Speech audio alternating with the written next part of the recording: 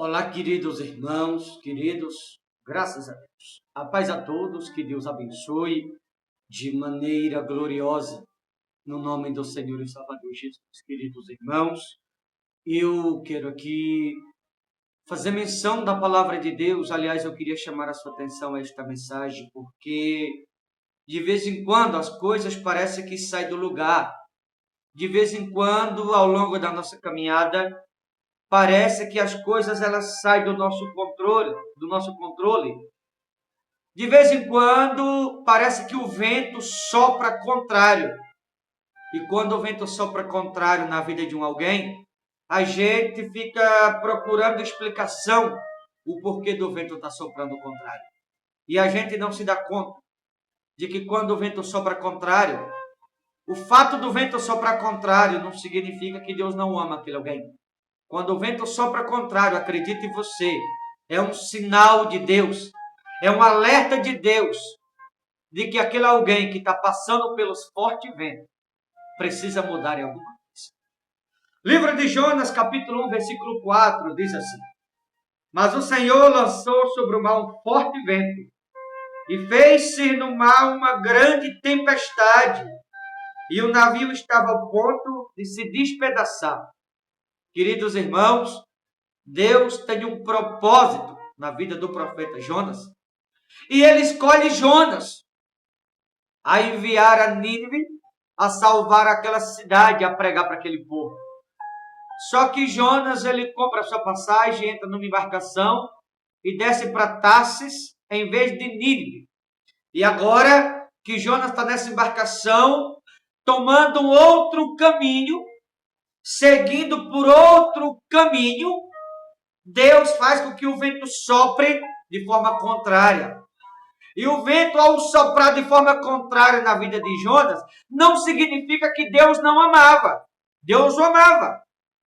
Só que mesmo Deus o amando, o vento soprou de forma contrária como um sinal ou como um alerta de Deus na vida de Jonas, de que ele deveria voltar daquele caminho errado e seguir o caminho certo, o qual Deus já havia lhe colocado. Até porque, por detrás desse propósito de Deus na vida de Jonas, havia um investimento do Todo-Poderoso. E qual era o investimento? Era salvá-lo, a cidade de Nínive.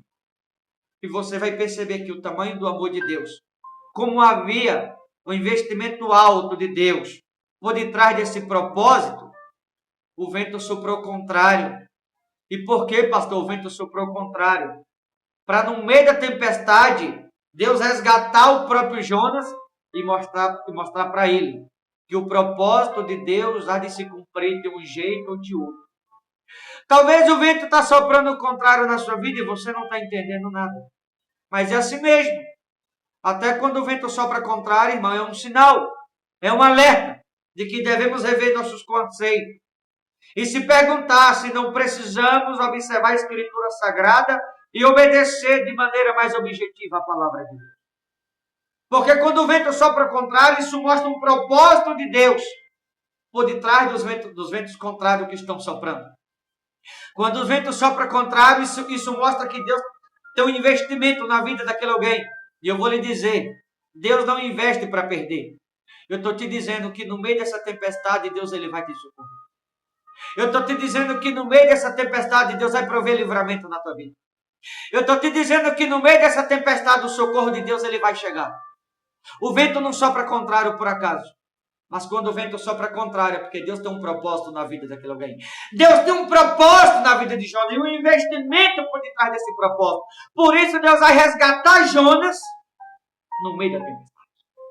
Ele vai te resgatar no meio dessa tempestade. Ele vai te resgatar no meio dos ventos fortes. No meio dos ventos contrários. Eu não sei o que você está passando. Eu não sei o que você está vivendo. Eu não sei o que está te acontecendo agora. Mas Deus vai te resgatar no meio dos fortes ventos. Deus vai te resgatar no meio dessa tempestade. Deus vai prover livramento em meio à tempestade. E tu vai perceber que o amor de Deus para com você é muito maior do que o que você achava que era. Os ventos estão soprando o contrário. Por quê? Porque Deus colocou Jonas num caminho Jonas está indo para outro. Então o vento soprou de forma contrária, como um alerta de Deus, ou como um sinal de Deus de que Jonas devia voltar e seguir o caminho certo, qual Deus o havia lhe colocado. Ei, quando Deus fala que é para amar o próximo, é para amar o próximo. Quando Deus fala que é para perdoar, é para perdoar. Quando Deus manda obedecer, irmão, é para obedecer. Quando Deus fala para andar certo, é para andar certo. Quando Deus fala se obedece, você tem que obedecê-la. Quando Deus fala ouça a palavra para ouvir a palavra. Quando Deus nos repreende é para o nosso próprio bem, queridos. A gente não entende na hora, vai entender depois. Talvez tenha alguém me ouvindo agora, que lá atrás Deus falou assim, obedece a palavra, não obedeceu.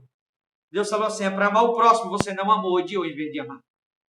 Talvez lá atrás Deus falou assim para alguém, é para perdoar, você não perdoou. E agora os ventos estão soprando ao contrário. Mas é assim mesmo. No meio desse forte vento, Deus vai te socorrer e te mostrar o quanto Ele te ama. Te mostrar que até na tempestade Ele é poderoso para socorrer ou prover livramento. E vai te mostrar que quando Ele falou lá atrás, você deveria ter obedecido a palavra. Quando lá atrás Ele falou, era para você ter obedecido e não ter desobedecido. E agora, pelo fato de alguém lá atrás ter desobedecido a palavra, os ventos estão soprando ao contrário, como um sinal de Deus, como um alerta de Deus, de que você deve obedecer daqui para frente. As coisas saíram do controle, não saiu? Saiu do eixo, não saiu? As coisas saíram do controle das tuas mãos. Está tomando uma outra proporção, outro rumo. Não se desespera, não. Tenha calma. Seja paciente. O socorro de Deus está chegando. O livramento está chegando. A providência está chegando. O que Deus está fazendo na tua vida, a maneira como Deus está agindo na tua vida, isso mostra o amor de Deus por você. É Deus cuidando de você. O que está te acontecendo de maneira contrária que você não queria que acontecesse, isso é Deus permitindo para você amadurecer, para você crescer, para você entender espiritualmente, falando quando eu falo de crescimento, estou falando do crescimento espiritual. É para você amadurecer aqui e entender que até as coisas que estão acontecendo, diferente do que você queria que acontecesse, isso é Deus cuidando de você e mostrando o quanto Ele te ama. Lá no meio da tempestade agora o povo está perdendo tudo por causa de Jonas. Jonas era profeta, homem de Deus. O que significa? Que era para ele ser bênção na vida das pessoas e não maldição. Era para ele ter a solução e não ser problema na vida das pessoas. Mas Jonas, sendo profeta, homem de Deus, está sendo um problema na vida das pessoas, em vez de ser solução. Está sendo maldição, em vez de bênção. Sabe por quê? Porque desobedeceu uma ordem que recebeu direta de Deus. Então obedeça, não desobedeça não. Porque quando alguém desobedece, você se torna problema para si mesmo. Se torna maldição para si mesmo. Em vez de ser bênção para si e para os outros, se torna maldição. Por desobedecer a palavra. Em vez de ser solução para si e para os outros, acaba sendo problema. Deixa eu lhe perguntar. Será que você está sendo solução ou você está sendo problema? Será que você está sendo bênção ou maldição? Eu estou querendo dizer, será que você está obedecendo a palavra ou desobedecendo? Você precisa saber disso. É por isso que os ventos sopram contrário de vez em quando. E quando o vento sopra contrário, a gente não entende. Mas que você possa fazer uma breve reflexão e se perguntar, o que você está sendo? Solução ou problema? Bênção ou maldição? E que você entenda, porque os ventos sopram contrário de vez em quando. E quando o vento sopra contrário, a gente fica procurando nos outros o que na verdade está em nós mesmos. Que você possa se dar conta e se perguntar, se não é preciso obedecer um pouco mais a palavra de Deus. Tá certo, queridos? Vou ficando por aqui. Deus te abençoe. Forte abraço. Até a próxima, em nome de Jesus.